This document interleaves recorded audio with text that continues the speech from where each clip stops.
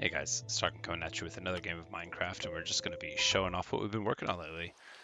So I have here a lot of chickens, just like so many. Oh my goodness, you would not believe it. I mean, I'm sure you would, but anyway, every now and then when there gets to be too many, I cull the herd a little bit.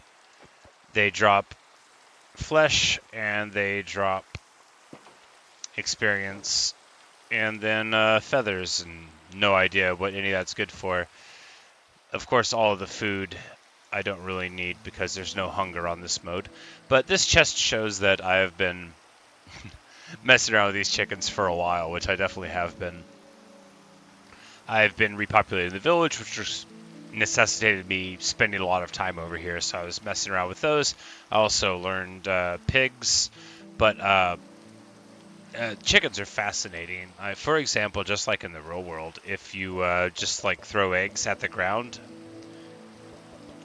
a non-zero amount of times, a perfectly healthy chicken will just emerge and start running around. This is, of course, the traditional method. We were more modern when I was growing up. We got ours shipped to us from the post office. They just arrived on the doorstep. It's like 150 of them, if memory serves. The 4-H club in those days, maybe still today, sent us chickens for free, baby chicks, with the understanding that we would try to keep them alive and then show the best one in the county fair.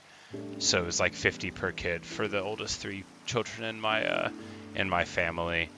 But many fond memories of the chickens eating things like ticks and various insects that you wouldn't want on your skin or your shoes, and many delicious eggs. We didn't eat our chickens. My family was not like a bunch of vegetarians or anything, but that's not what the chickens were for. But it's funny to see, oh, that guy is just carrying around bone meal? Curious. I'm sure he's got an explanation. But what I'm working on here is, you might have noticed most of these guys don't have jobs. I am trying to make this an island of scholars. So I'm going to build like a great library, or at least a pretty good library. And they will be like over in this area, and then you'll be able to see the magnificent library from a building that I'll eventually build up there on those mountains, because that's a pretty cool looking spot. But that's basically all that's been going on. I stacked a bunch of beds in these buildings, and that's really upped the population. With my really large fields that I showed in the last video, really large.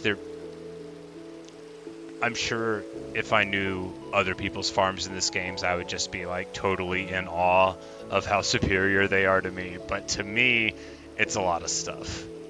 And what I was saying is they're really allowing me to ratchet up my ability to execute my dreams. Now if I want to get a bunch of pigs or chickens or whatever, I already have 1,000 seeds.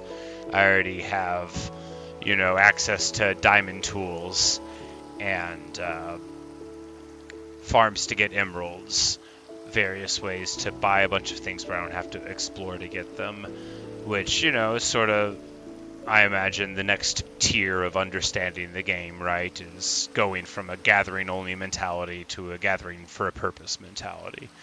And it's just been really fulfilling for me to figure this stuff out, get your inputs on it, and just sort of create this world, tell my own little story about it. And it's just been so satisfying and fulfilling. And I hope you've enjoyed this video. Thanks for watching, and thanks for listening. And I will leave you with this funny little thing that I did want to point out. This iron golem spawned on the roof. It reminds me of the musical Fiddler on the Roof, which I strongly recommend if you like musicals. You've probably already seen it, but there's the first song is called Tradition. It's hysterically funny, And without tradition, we are all just as shaky as an iron golem on a roof. So I was glad to bring the tradition of this village back, bring the people back to it, and come one step closer to fulfilling my dream here in Minecraft. So thank you so much.